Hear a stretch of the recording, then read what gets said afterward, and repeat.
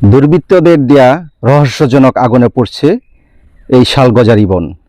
আমার পেছনে যে দৃশ্যটি দেখতে পাচ্ছেন, এটি প্রাকৃতিক কোনো দাবানল নয়, এটি মানুষের দেয়া অগ্নিসংযোগ।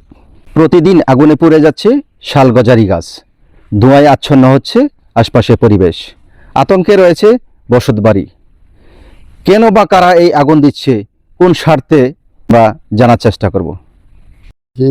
এই সিজনে এই বনের মধ্যে এরকম আগুন দেয়, কারা দেয়, কেরা দেয় দেখি না। কিন্তু এই সিজনে পাতা পড়ে, ওই পাতা পড়ে গেলে এই আগুন লাগাই দেয়। কুম্বালা লাগায়, কখন লাগায় কিছু বলতে পারি না।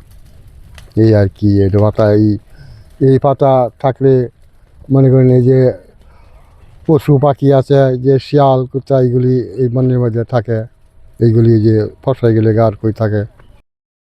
যে মানে এই জঙ্গলে কে বা কারা দেয় এটা আসলে সঠিক বলা যায় না। মনে করেন যে কেউ আসতে যাইতে পাতা পড়ে রয়েছে শুকনা, আগুন জ্বালায় দেয়। এখন এটা আগুন জ্বালানোটা তো হচ্ছে যে এইগুলো পুড়লে তো আসলে জঙ্গল পুড়লে তো ক্ষতি, এই আগুন থেকে বড় আগুন দুর্ঘটনার সৃষ্টি হতে পারে, বা অনেক পোকামাকড় বা পশু পাখিরও ক্ষতি হতে পারে। আর এই ব্যাপারটা বন বিভাগের নজর দেওয়া উচিত আছে। আমি তো আর পরে আমার শাশুড়ি যা কইছে কেরা আগুন দিছি, তো দেখছি না কেমন কেরা আগুন দিছে না দিছি। আলা হে বাড়ি বেড়া দিছে না কেরা দিছে এটা যখন দেখছি না কারে কইম আমি। অনেক হঠাৎ করে রাস্তাটা মানুষ যা ম্যাচটা খোঁচা দাই জ্বালা দিয়া জায়গা আমি দেই না দুই না কারে কইম গাইরা।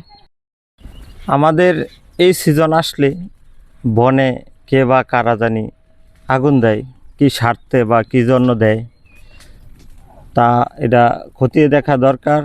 এবং যারা বনের কর্মকর্তা আছে তারাও যদি পাহারা দিত তাহলে বনে এভাবে আগুন দিত না।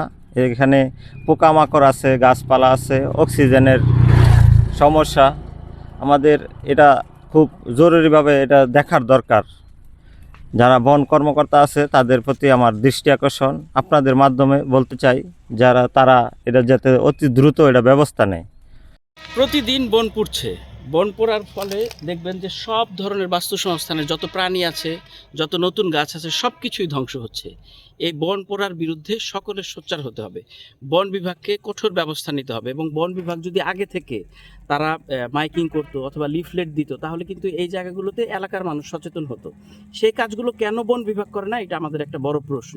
এবং পাহারা যদি না বাড়াতে পারি, বন বিভাগের কাছে আকুল অনুরোধ, প্রয়োজনে আপনারা জনবল বাড়ান, তারপরেও এই বন পোড়া বন্ধ করুন। বন পোড়ার জন্য প্রয়োজনে আমরা এর বিরুদ্ধে সমভাবে আন্দোলন শুরু করব। তারপরেও বন পোড়া বন্ধ করতে হবে। এই ঢাকার অক্সিজেন ফ্যাক্টরিকে আমাদের সকলে মিলে বাঁচাতে হবে। ধন্যবাদ। আগুন মূলত দেওয়া হচ্ছে যারা মূলত ওই কপিস যারা সংগ্রহ করে, জ্বালানি কাঠ, জ্বালানি ছোটো ছোটো কপিস সংগ্রহ করে, এরাই বেশিরভাগই আগুন দেয়। এবং এদের মধ্যে পুরুষ যদি আর মহিলা যদি আমরা চিন্তা করি, মহিলার সংখ্যা সবচেয়ে বেশি।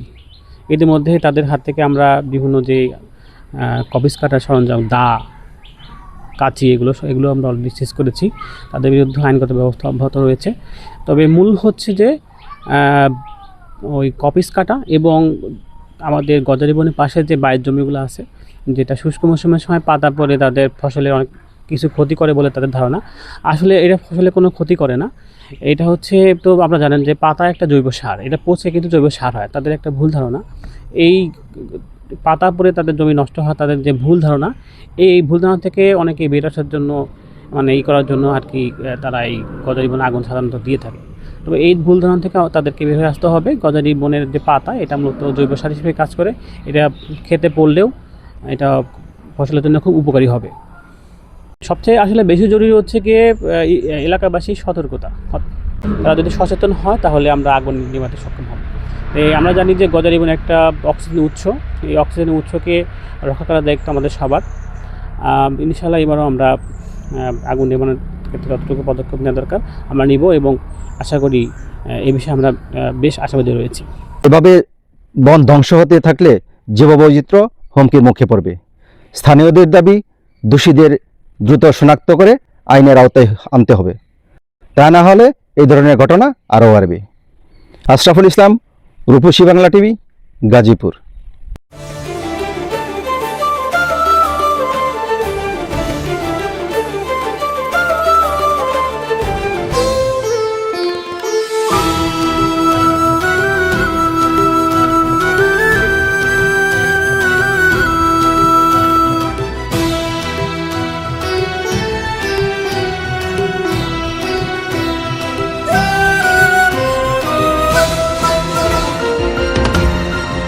টেকনাফ থেকে তেঁতুলিয়া, রূপসা থেকে পাথুরিয়া, বিশ্বজুড়ে রূপসী বাংলা।